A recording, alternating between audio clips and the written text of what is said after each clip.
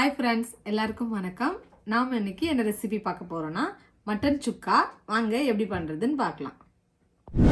ஒரு குக்கர் அடுப்பில் வச்சுக்கோங்க. அதில் 1 டேபிள் ஸ்பூன் அளவுக்கு எண்ணெய் சேர்த்துக்கலாம். 1/2 kg மட்டன் நல்லா கழுவிட்டு சேர்த்துக்கலாம்.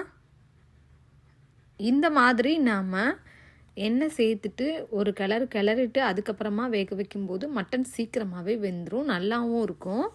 ஸோ அதுக்காக இந்த மாதிரி சேர்த்துருக்கேன். இப்போது இதை நல்லா அந்த எண்ணெய் கூடவே கிளறி விட்டுக்கோங்க.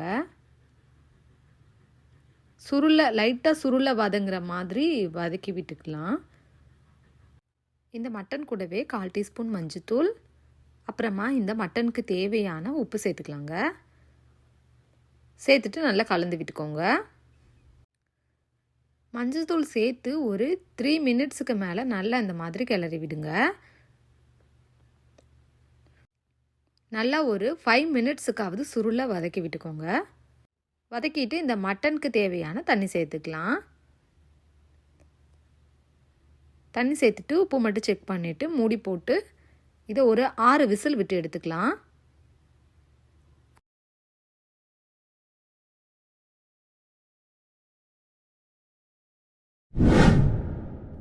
இப்போது இதுக்கு நம்ம என்னென்ன அரைக்கணும்னு பார்த்தீங்கன்னா 2 டேபிள் ஸ்பூன் மல்லி, 1 டேபிள் ஸ்பூன் மிளகு, 1 டேபிள் ஸ்பூன் சீரகம், ஒரு 4 வரமிளகாய், ஒரு துண்டு பட்டை எடுத்து வச்சுருக்கேன். இதை நல்லா ஃபைனாக அரைச்சி எடுத்துக்கலாம். ஒரு மிக்ஸி ஜாரில் மாற்றிட்டு நல்லா அரைச்சி எடுத்துக்கோங்க. இந்த மாதிரி பவுடர் பண்ணிக்கோங்க நல்லா. இப்போ பார்த்தீங்கன்னா மட்டனுமே நல்லா வெந்துருச்சு. ஒரு கடாய் அடுப்பில் வச்சுக்கோங்க. கொஞ்சம் அடிக்கனமான பாத்திரம் வச்சுக்கோங்க. ஸோ நான் பார்த்தீங்கன்னா குக்கர் வச்சுருக்கேன். அதில் 2 டேபிள் ஸ்பூன் எண்ணெய் சேர்த்துக்கலாம். எண்ணெய் நல்லா காஞ்சதுக்கப்புறமா இதில் 1 டீஸ்பூன் சீரகம் சேர்த்துக்கலாம். சீரகம் நல்லா பொரிஞ்சதுக்கப்புறமா 2 வரமிளகாய் கிள்ளி வச்சுருக்கேன், அதை சேர்த்துக்கலாம். அது கூடவே ஒரு கொத்து கருவேப்பிலை சேர்த்துக்கோங்க. சேர்த்துட்டு ஒரு பெரிய வெங்காயம் நறுக்கி வச்சுருக்கேன், அதையும் இது கூடவே சேர்த்துக்கலாம். சின்ன வெங்காயம் கிடச்சிதுன்னா நீங்கள் சின்ன வெங்காயம் சேர்த்துக்கோங்க. சேர்த்துட்டு இது எல்லாத்தையும் நல்லா கலந்து விடுங்க. வெங்காயம் நல்லா ப்ரௌன் ஆகிற வரையும் இதை வதக்கி விட்டுக்கோங்க.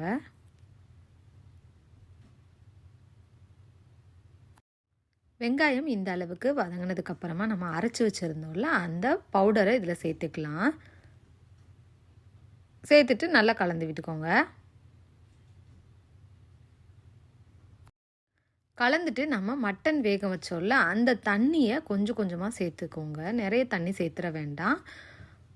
ஒரு 200 ml மட்டும் சேர்த்து அந்த மசாலாவோட பச்சை ஸ்மெல் போகிற அளவுக்கு லைட்டாக அதை வதக்கி விட்டுக்கலாங்க.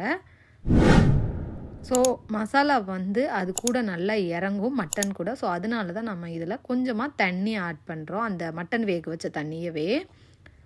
ஸோ நம்மளுக்கு மட்டன் எவ்வளோ இருக்கோ அதுக்கேற்ற மாதிரி தண்ணி சேர்த்துக்கலாம்.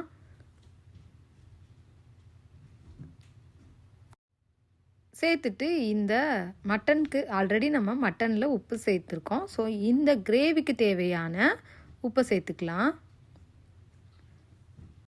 சேர்த்துட்டு இது எல்லாத்தையும் ஒரு 2 மினிட்ஸுக்கு மட்டும் அப்படியே விட்டுருங்க. ஸோ எண்ணெயெல்லாம் பிரிஞ்சு நல்லா மேலே வருங்க, பார்த்தாலே தெரியும்.